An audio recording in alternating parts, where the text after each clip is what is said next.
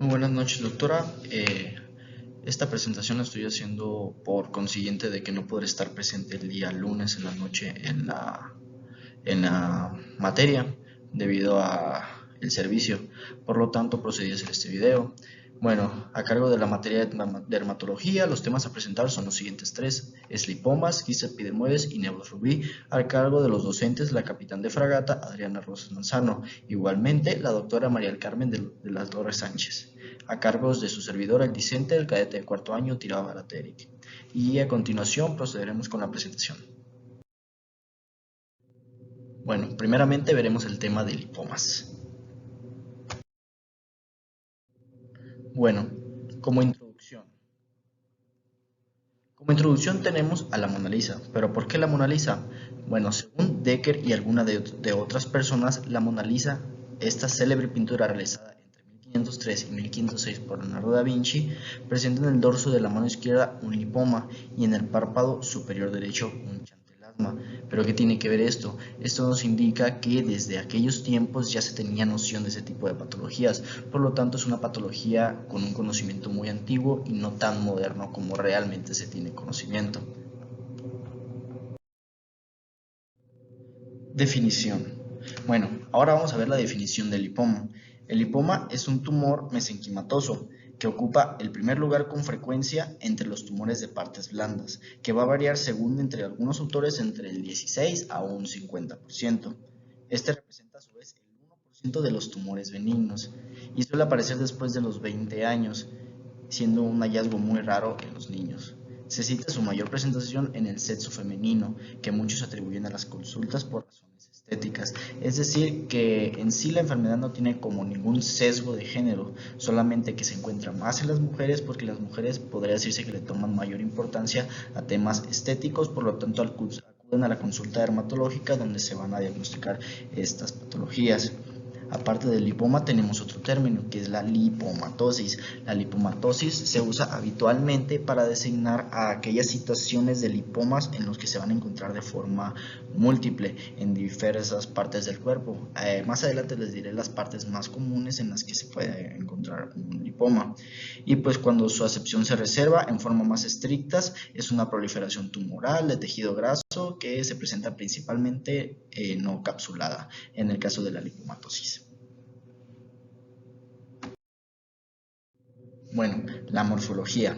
¿Cómo son o cómo se manifiestan estos lipomas? Bueno, principalmente son masas asintomáticas, es decir, que no van a ocasionar ningún tipo de dolor. Son simétricas, tienen un crecimiento lento. El crecimiento lento es muy característico de los lipomas y es por eso que se diagnostican cuando ya están un poco más protuberantes. Que tengan un crecimiento rápido nos puede dar un dato de malignización también. La forma regular, es decir, que van a tener una forma redondeada, ovoidea o discoide. También tienen una consistencia pastoso-quística, que esta se va a ver cuando se trate el lipoma mediante una incisión quirúrgica. Tienen una superficie habitualmente lobulada. Con lobulada se refiere a que, tomando en cuenta el plano de la piel, lobulada quiere decir que van a formar un disco en C sobre el arco de la piel, es decir, se van a encontrar de esta manera. Y tienen buena movilidad, es lo que lo distingue a los lipomas, que tienen una buena movilidad. Como podemos ver en la imagen, el médico está agarrando el lipoma y, por ejemplo, si no tuviera una buena movilidad no pudiera retraer, no pudiera como que extenderse por arriba del plano superficial de la piel, pero en este caso se puede ver que sí se puede tomar. Y bueno, como dije anteriormente, los lipomas son asintomáticos, pero cuando se presenta una sensación incómoda en el paciente se debe a que el lipoma está oprimiendo nervios periféricos, es decir, que el lipoma llega a tener como un tamaño considerable para oprimir a estos nervios o vasos o articulaciones donde se encuentran muy inervadas. Estos crecen lentamente o se estacionan, es decir, que no se van a mover hacia otro lugar, solamente se quedan fijos en el, pero son móviles a la palpación. Cualquier variación súbita en el mismo debe alertarnos sobre su transformación maligna, pero la malignización de los lipomas la verdad es muy rara. Estos generalmente tienden a ser benignos y se extirpan. Bueno, a continuación veremos la patología clínica de estos pacientes. Bueno, los pacientes a menudo se quejan de una masa de tejido suave y móvil que puede sentirse por debajo de la piel. Por lo general, estos son indoloros, a menos que invadan las articulaciones, los nervios o los vasos sanguíneos, como les dije anteriormente.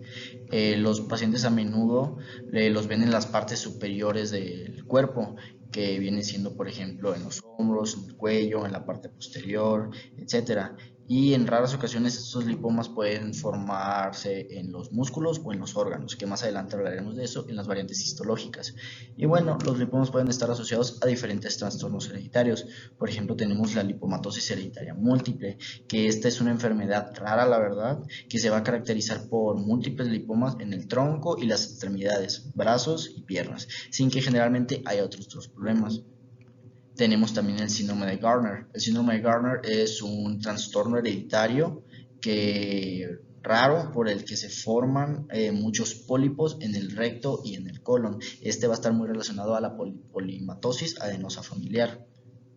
Tenemos también la adiposis dolorosa, que es también conocida como enfermedad de Ederkum. Es una enfermedad igual, poco común, caracterizada por múltiples y dolorosos lipomas. Y pues igualmente se puede caracterizar porque invade a los nervios, invade estructuras que se encuentran muy inervadas. Y igualmente puede hacerse por diferentes mecanismos, por ejemplo, traumatismos, disfunciones del tejido adiposo, disfunciones del tejido nervioso también y traumas. Y tenemos la enfermedad de Madelung. La enfermedad de Madelung no es como tal como una proliferación del tejido adiposo o de otro tipo de tejido, sino que más bien consiste en que la epífisis del radio se va a encontrar como desorganizada, por lo tanto se va a ver como muy protuberante en esta zona, que va a ocasionar que se forme como un tipo aspecto lobulado en la parte superior y pues por ejemplo, se vería como un lipoma, pero no es como tal una enfermedad, pero puede considerarse como un diagnóstico diferencial por el aspecto clínico. Bueno, ahora veremos la significación clínica. Bueno, si bien la edad de aparición de un lipoma varía, generalmente se observa por primera vez en pacientes de entre 40 y 60 años e igualmente a partir de los 20 años. Y no se ha documentado ningún sesgo de género, que es lo que se comentó previamente cuando se habló de la consulta dermatológica en el género femenino. Ciertos tipos de lipomas se ven con más frecuencia en algunos grupos de edad. Se ha citado la prevalencia de los lipomas que afecta al 1% de la población, mientras que su incidencia posiblemente infranotificada debido a que no es una patología como si de mucha relevancia infecciosa o que puede ocasionar muchísimos problemas a la población en general, es de 2.1 personas por 1000 personas al año. Bueno, a continuación veremos la biología molecular de los lipomas porque pues también están relacionados a diversos factores genéticos. Por ejemplo, la biología molecular nos muestra que algunos lipomas y otros tumores mesenquimatosos benignos existen fusiones, truncaciones o activación, como dice en la diapositiva, del gen HMGA2, que entre paréntesis significa High Mobility Group A2, que es una familia de factores de transcripción arquitecturales. Igualmente, la recombinación de los segmentos cromosómicos 12q, 13q15 con otras bandas cromosómicas diferentes también han reportado diferentes lesiones. Y igualmente la translocación del mismo, el High Mobility Group A2 y el LPP gen, que también que se denomina lipoma preferred partner, que es la más frecuente de las encontradas en todos los lipomas. Últimamente se han encontrado en diversos estudios translocaciones cromosómicas y algunas alteraciones del cariotipo que van a determinar la formación de lipomas. Y bueno, por su localización los vamos a dividir en dos tipos, los cutáneos y los superficiales y los profundos. Los cutáneos o superficiales cuya presentación principalmente es en general en la espalda, en hombros, en cuello y con menor frecuencia en los brazos, en las nalgas y en los muslos. Y en el caso de los profundos están ubicados en distintos sitios, por ejemplo en la pared torácica, en el mediastino, en la zona paratesticular, en la zona periosteal y en la zona juxtaarticular. Generalmente estos tienden a ser más dolorosos y pueden estar también en la mucosa oral, aunque no es muy común. En este caso se ubican en encías, en la lengua, en pliegues mucobucales, entre otros. Y por ejemplo los diámetros de los lipomas que son profundos son variables. aunque en un 80% llegan a ser menores de 5 centímetros. Bueno, el mecanismo. Aparte de la biología molecular o otros diferentes trastornos, existe un cierto mecanismo que favorece a la generación de lipomas. Por ejemplo, un posible mecanismo de acción del desarrollo de lipomas es el posttrauma en el área respectiva donde se va a formar el lipoma. También se ha teorizado que esto es cierto solo para los traumatismos que dan como resultado la necrosis de las células adiposas y grasas. Y esta misma necrosis de las células adiposas y grasas va a ocasionar una subsiguiente inflamación local, lo que va a favorecer la desencadenación de la formación del lipoma. Ahora hablaremos un poco de la histología. Bueno, la histología del lipoma tiene a ser una formación capsulada. ¿Por qué? Porque el tejido adiposo se va a formar en tejidos externos que no son principalmente en la capa de tejido adiposo no va a estar principalmente este lipoma, sino que se van a formar en otros tejidos en donde se van a tener la denominación que generalmente tienen. Estos son bien delimitados, son conformados por lóbulos de adipocitos maduros entre los que disponen septos conectivos vasculares. Igualmente el tamaño de los adipocitos es habitualmente igual o mayor que los adipocitos normales. ¿Esto por qué? Porque generalmente, como dijimos en la diapositiva anterior, pueden ser ocasionados por un trauma. Entonces el trauma es un factor inflamatorio. Por lo tanto, este factor inflamatorio puede desencadenar a que crezcan o se hipertrofien estos adipocitos. A esto se refiere con que son ligeramente mayores. A su izquierda podemos ver, por ejemplo, en la preparación histológica de la parte superior, un lipoma que se encuentra en el músculo liso. De color blanco tenemos a los adipocitos, mientras que de color rojo tenemos a los fascículos que van a ser el músculo liso. Igual en la parte inferior vamos a tener el tejido conjuntivo denso y en esta parte de abajo se ve como un conjunto de adipocitos que se van a ver interconectados. Esas son como preparaciones, como cortes histológicos que van a decirnos qué es un lipoma. Vamos con las variantes histológicas. Hay que tener en cuenta que las variantes histológicas las vamos a denominar conforme el lipoma y el tejido en el que se encuentra. ¿Vale? Por ejemplo, como primero tenemos el adenolipoma, por su nombre, es un lipoma en un tejido glandular. Este adenolipoma se encuentra generalmente en la superficie. Puede que no estén bien encapsulados, igualmente contienen glándulas secretas atrapadas, que las glándulas secretas son las que se encargan de secretar el sudor, que se va a encargar de la homeostasis o de la termorregulación del cuerpo. Y pues más bien el término adenolipoma también se usa para una variedad de lesiones que contienen grasa en muchos órganos. Aquí tenemos una imagen donde se encuentran el tejido glandular y a su izquierda se encuentra el tejido adiposo. Ahora veremos el angiolipoma. El angiolipoma puede consistir como una masa subcutánea circunscrita. Rara vez son mayor de 2 centímetros, es decir, que tienen un tamaño muy pequeño. En su mayoría son múltiples y los vasos que van a predominar en este angiolipoma casi siempre son capilares.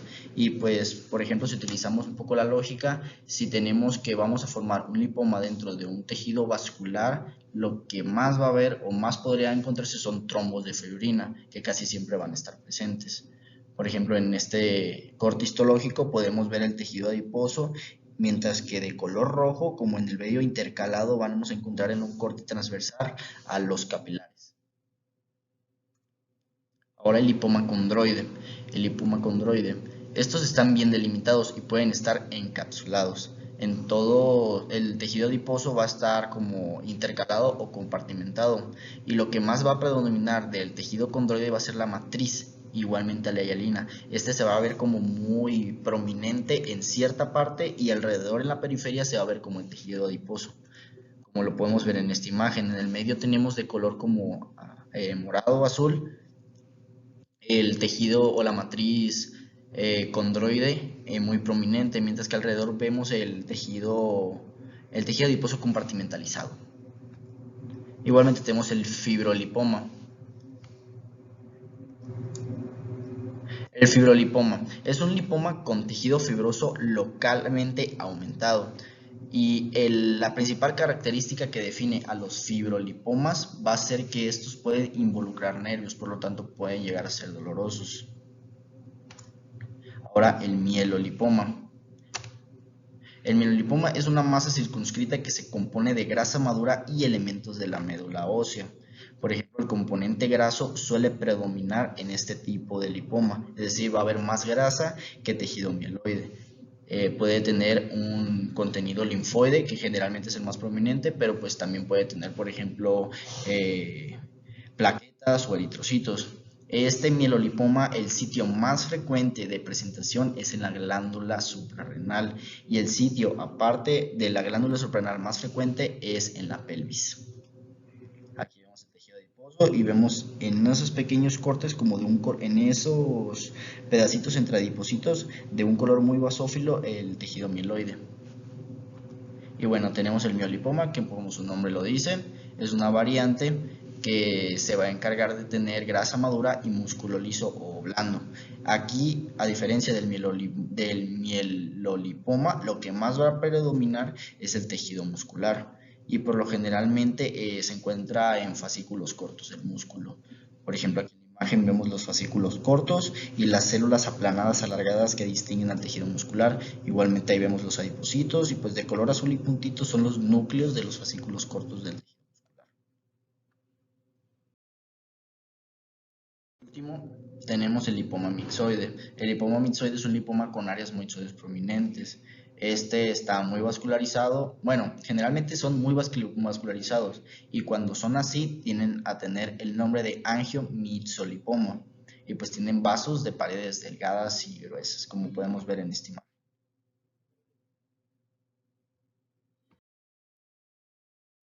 Para analizar el tema de lipomas tenemos el tratamiento. El tratamiento, las técnicas empleadas, que para ello van a incluir estos dos tipos como tratamiento farmacológico, y como tratamiento quirúrgico vamos a tener las del lado derecho.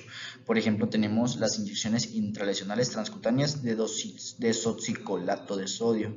Estas inyecciones transcutáneas, de lo que se van a encargar es de favorecer la lipólisis de los lipomas, y así disminuir su tamaño si es que tienen un tamaño muy grande, y extirparlos mediante una incisión quirúrgica. Igualmente tenemos las inyecciones intralesionales de esteroides combinados con isoproterenol. El isoproterenol lo que va a encargarse es de la solubilización de las vesículas del tejido adiposo, y pues igualmente puede disminuir el tamaño e incluso eliminarlos por completo. Hay que recordar que pues estas inyecciones son meramente de la literatura. Generalmente lo que más se hace es una decisión quirúrgica. Tenemos la liposucción y la excisión quirúrgica, que este es el método pues más efectivo para evitar que vuelvan a ocurrir estos lipomas, aunque también se debe quitar la encapsulación para un tratamiento más efectivo y evitar recaídas.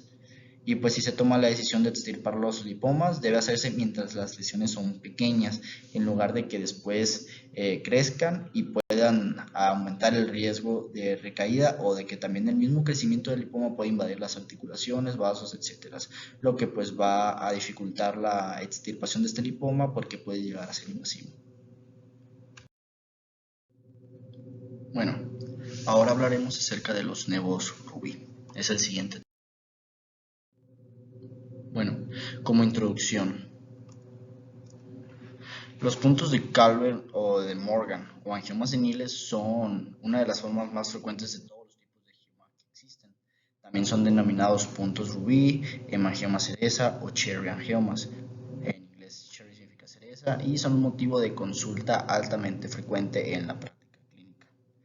Los angiomas seniles son unas pequeñas lesiones cutáneas benignas muy características, de distribución variable en todo el cuerpo, de color rojo y de origen vascular.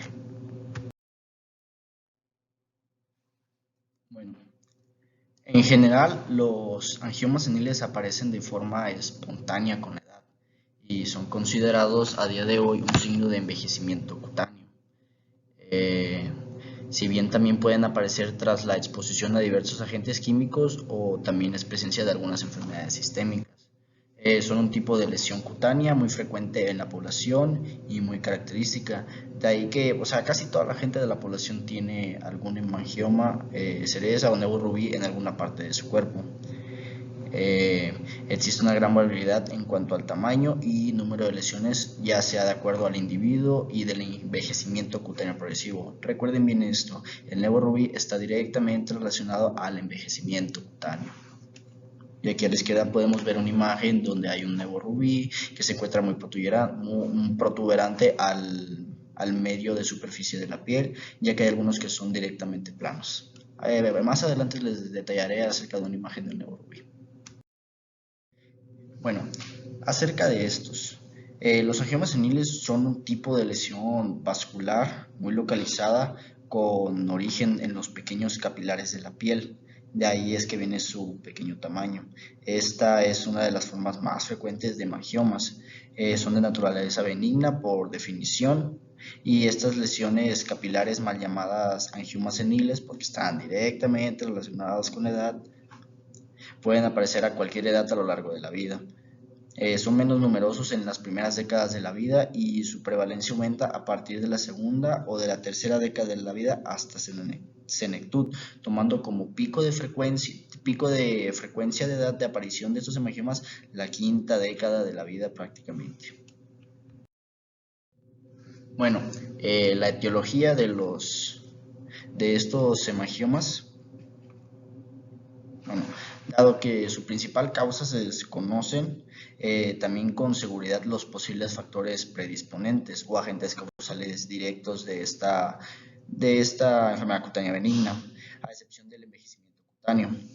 Sin embargo, se han propuesto otros factores a lo largo de los años, como los potenciales agentes causales. Por ejemplo, está el estrés o la exposición a determinados productos químicos, como es el caso de la ciclosporina, los bromuros, el gas mostaza que se vio en algunas guerras, el 2-butoxietanol, y que son agentes que pueden contribuir a la aparición de este tipo de hemangiomas y el crecimiento de los hemangiomas capilares o angiomas seniles.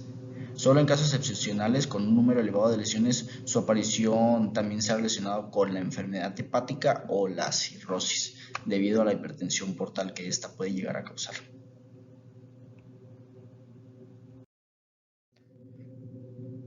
Bueno, como les dije anteriormente, esta es una imagen un poco muy dirigida directamente al corte de piel donde se encuentran los hemangiomas.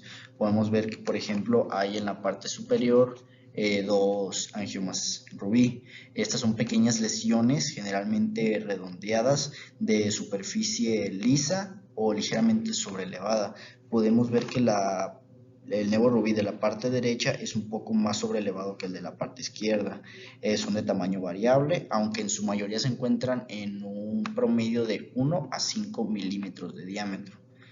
Su característica principal radica en el color de las lesiones. Como podemos ver, tienen un rojo vivo e intenso que les hace especialmente singulares con respecto a otras lesiones cutáneas. Bueno, clínica y localización.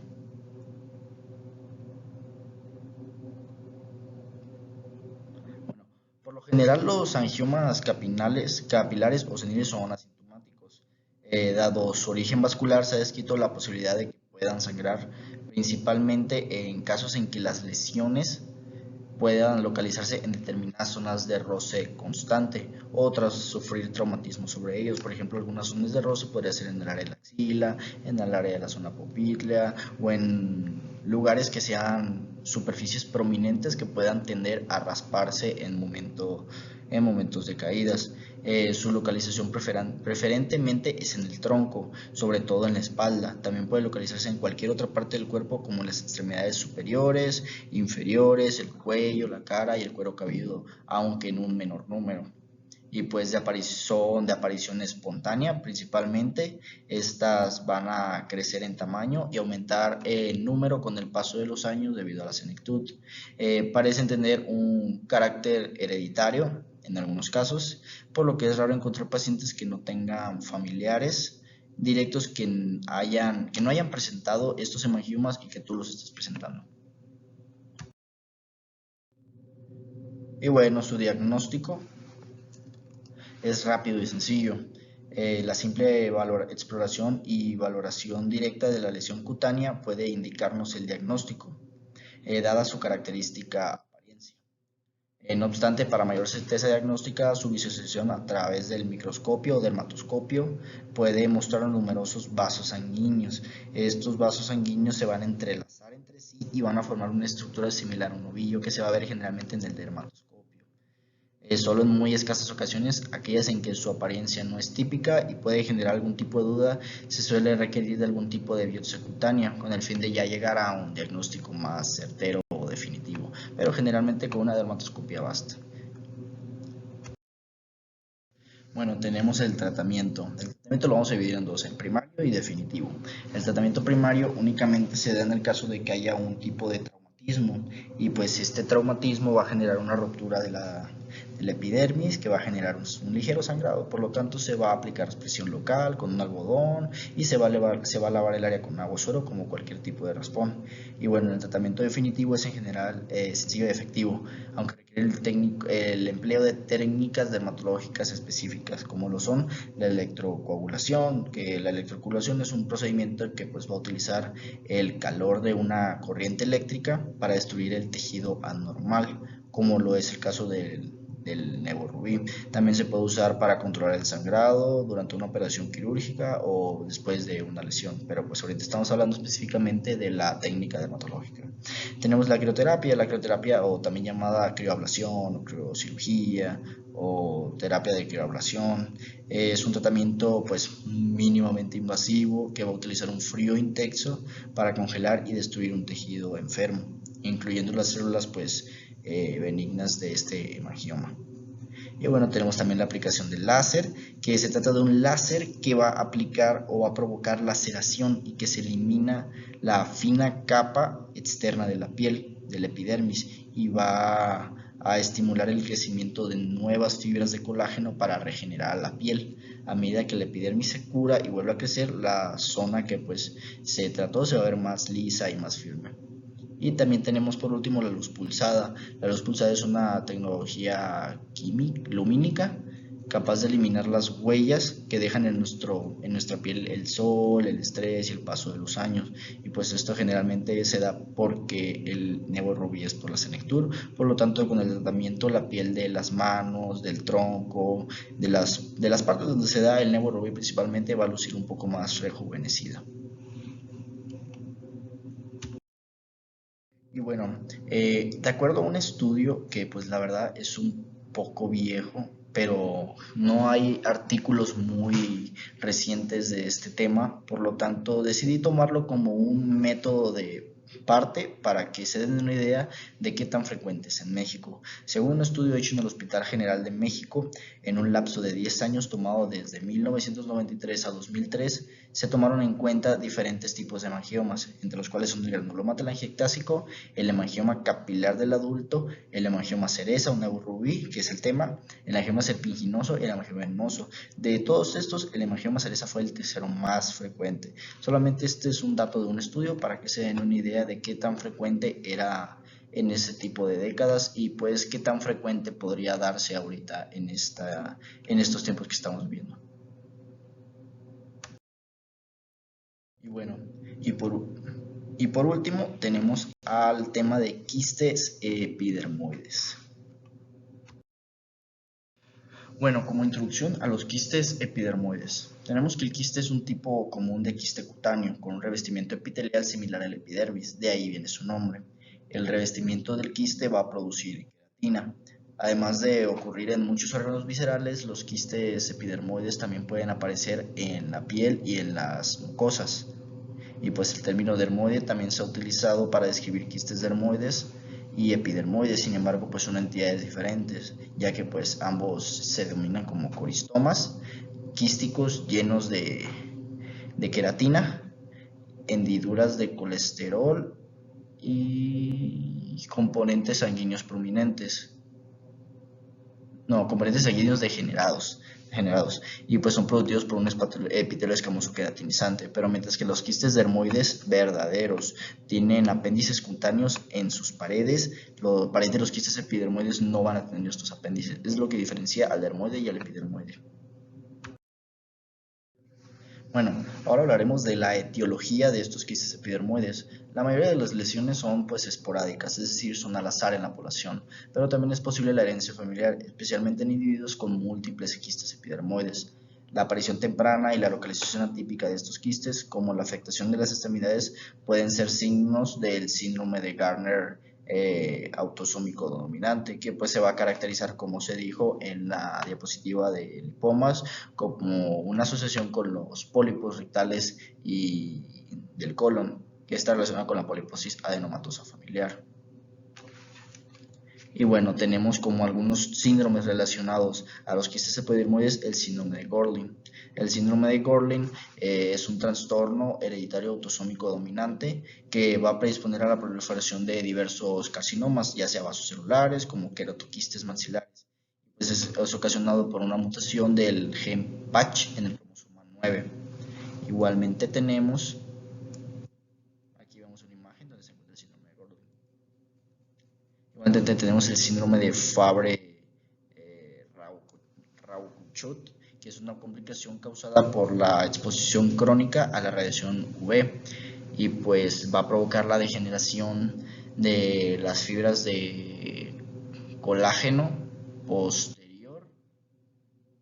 No, va a provocar la degeneración de las fibras de colágeno y posterior a eso va a aparecer la aparición de unos comedones abiertos que son muy característicos porque son muchos en una área determinada y pues su etiología está relacionado con la exposición solar crónica, tabaquismo intenso y radioterapia, es decir, es muy frecuente en las personas que trabajan en la obra. Y pues aquí tenemos una imagen, como les dije, son comedones abiertos en una zona determinada del cuerpo. E igualmente tenemos consultología, los pacientes que están en un procedimiento de terapia con inhibidores del BRAF. El BRAF pues, es un gen que va a codificar para una proteína encargada del factor de crecimiento epidérmico, que es importante para la proliferación celular, la migración celular, la supervivencia, etc. Y pues por ejemplo algunos fármacos son todos los que tienen una terminación en fenib, como por ejemplo el bemurafenib, el davarafenib, entre otros, y pues van a atacar directamente a esta proteína BRAF. Bueno, el quiste epidermoide puede presentarse a cualquier edad, pero es más frecuente en la edad adulta. Generalmente surge en la tercera y en la cuarta década de la vida.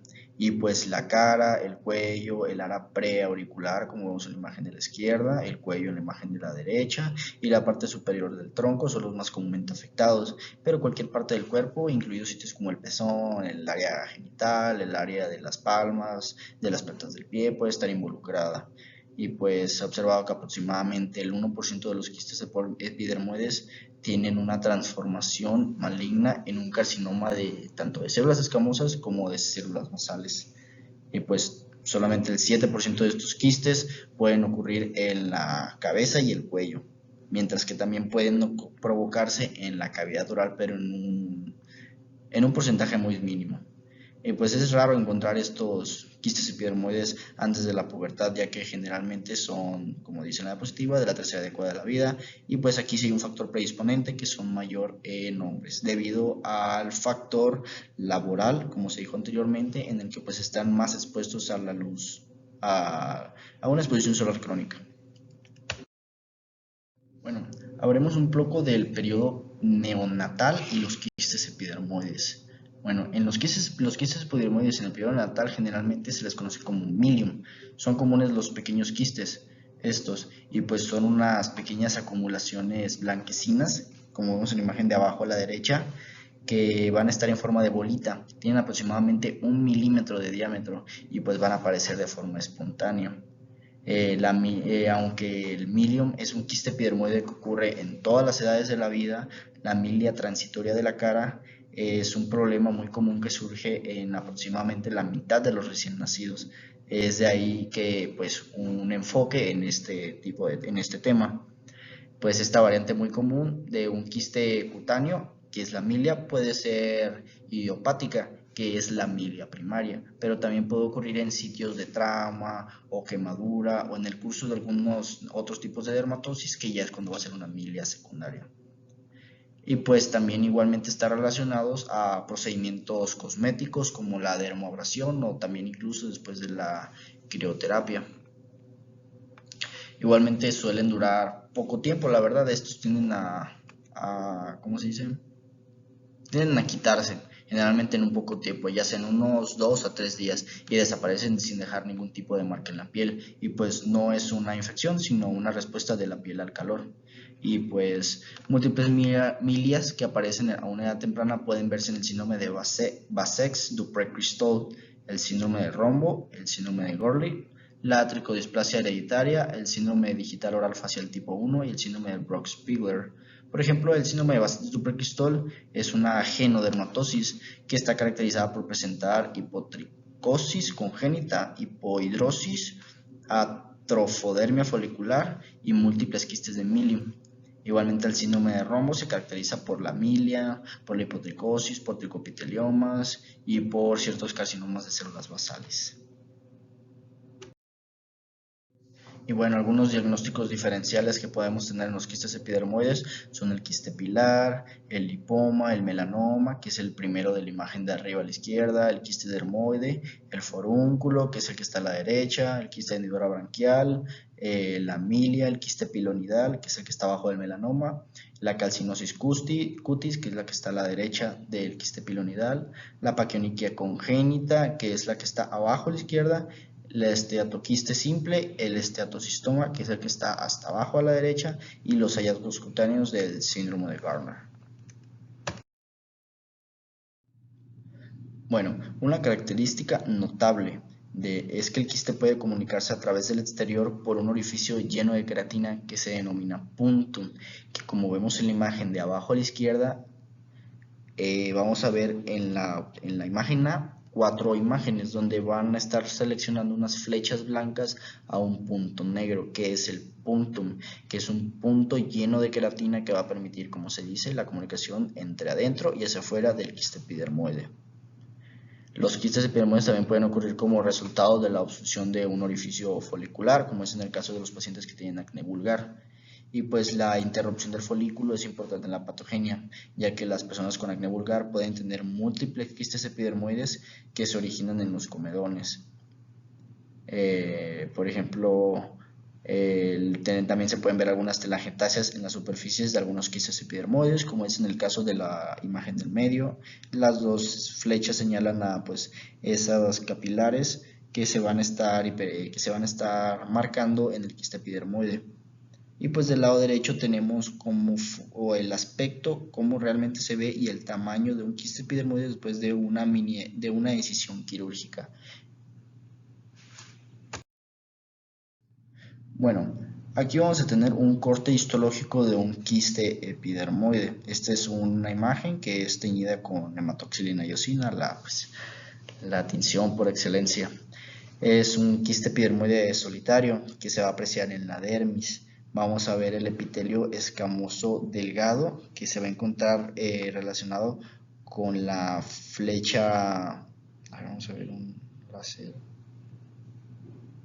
Este de aquí es el epitelio escamoso delgado que va a rodear al quiste epidermoide y pues va a relacionarse con esto que está aquí, que es la abundante queratina de la cual se va a encontrar formado el quiste epidermoide.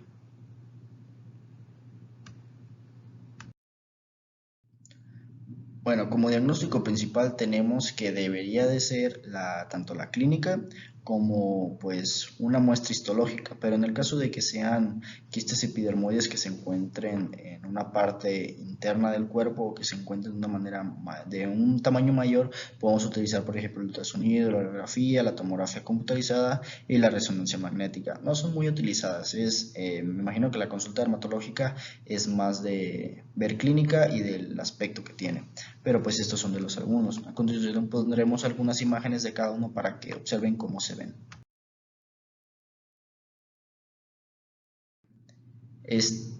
Bueno, Este de aquí es un ultrasonido. Este ultrasonido de aquí es de una mujer de 42 años que tiene un quiste epidermoide, como lo vemos en la imagen de la opción A, en la parte posterior del tronco, en la espalda, pues. Por ejemplo, del lado derecho tenemos la imagen del ultrasonido, que pues se va a mostrar la estructura que es hipoecoica, de forma ovalada, y pues se encuentra en la hipodermis. Y pues así se va a observar más o menos cómo se ve en un ultrasonido un quiste epidermoide. Tenemos en la opción A la imagen y en la opción B la imagen de ultrasonido directamente relacionada a las dos. Igualmente tenemos en la imagen B, en la parte de arriba tenemos que tiene un ligero pico. Este ligero pico de aquí es la conexión que existe entre el quiste epidermoide y la superficie, que es lo que va a dar al punto.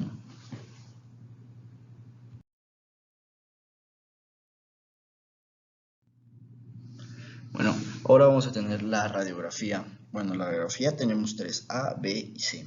En la radiografía A son de un varón de 5 años que pues como podemos ver en la porción anterior del antebrazo va a tener una protuberancia que al momento de ser confirmada con histopatología va a confirmarse como un quiste epidermoide que pues se va a colocar ahí. Bueno, en la imagen B vamos a tener la radiografía sagital de un cráneo, que va a mostrar una lesión lítica en el cráneo frontal, que ahí se ve en la imagen. En esta parte de aquí tenemos la lesión lítica. Y pues este de aquí va a pertenecer a una persona de unos 50 años, mientras que en la imagen C vamos a ver que en esta parte de aquí se ve muy pequeña, pero ahí está, es la radiografía anteroposterior de un dedo y vamos a la lesión osteolítica, que igualmente la histopatología se determinó como quiste epidermoide. Les recuerdo que todas estas imágenes las saqué de un artículo de quistes epidermoides que pues ahí viene en las bibliografías, por si quieren consultarlo después.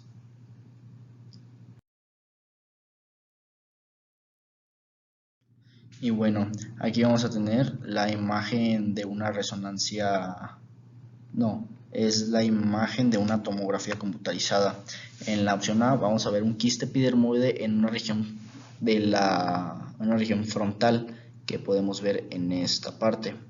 Igualmente en la imagen B vamos a ver una tomografía axial de cabeza donde se va a observar en esta parte blanda una lesión destructiva del tejido epidermoide que, como se ve, ya está invadiendo.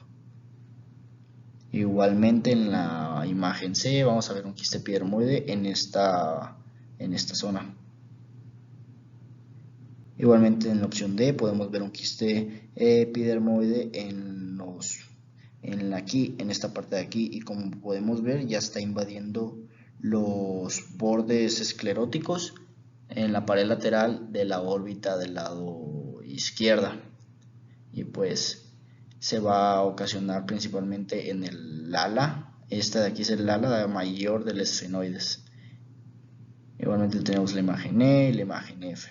Es solamente para que se den cuenta de cómo se ve un quiste epidermoide en los diferentes estudios.